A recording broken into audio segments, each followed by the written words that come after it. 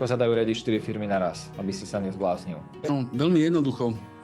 No, samozrejme, na začiatku, keď človek začína podnikať, tak má na sebe, ako to my nazývame, ktorí sme absolvovali nejaké tie školenia, niekoľko klobúkov. Hej? To znamená, že má na sebe klobúk, ja neviem, majiteľa, má na sebe klobúk obchodiáka, má na sebe klobúk skladníka, má na sebe klobúk účtovníčky a ešte neviem koľko milión akože klobúkov. No ale aj postupne ako tá firma rastie, hej, ako sa rozvíja, tak samozrejme každá firma by mala mať tú schopnosť, hej, generovať vlastne taký zisk, aby dokázala platiť vlastne aj ďalších zamestnancov, ktorí toho samotného podnikateľa, toho začínajúceho podnikateľa, alebo teda toho jednopodnikateľa, oslobodzujú od tých jednotlivých klobúkov.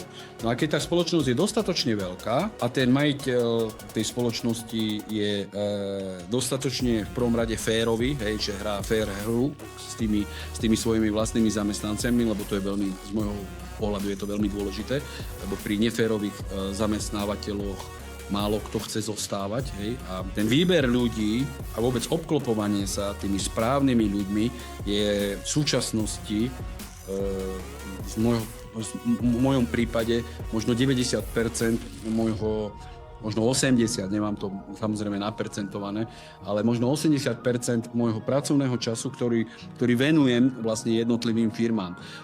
Tak keď sa nachádzajú na tých pozíciách tí správni ľudia, no tak samozrejme potom to podnikanie sa ako keby odbremeňuje od tej klasickej každodennej exekutívnej činnosti, čiže od tej výkonnej činnosti a ten podnikateľ má priestor venovať sa napríklad či už novým projektom, alebo samostatným víziám tých daných jednotlivých spoločností.